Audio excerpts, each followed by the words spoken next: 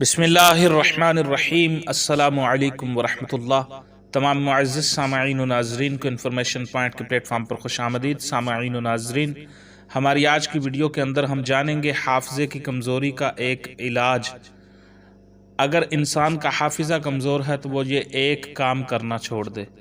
سامعین، تذکار اولیاء نامی کتاب میں درج ہے، ایک شخص نے سیدنا وکیع بن جراح علیہ الرحمہ سے حافظے کی کمزوری کی شکایت کی تو آپ رحمۃ اللہ تعالی علیہ نے ارشاد فرمایا، گناہوں کو ترک کر دو، گناہ کرنا چھوڑ دو، تمہارا حافظہ مضبوط ہو جائے گا۔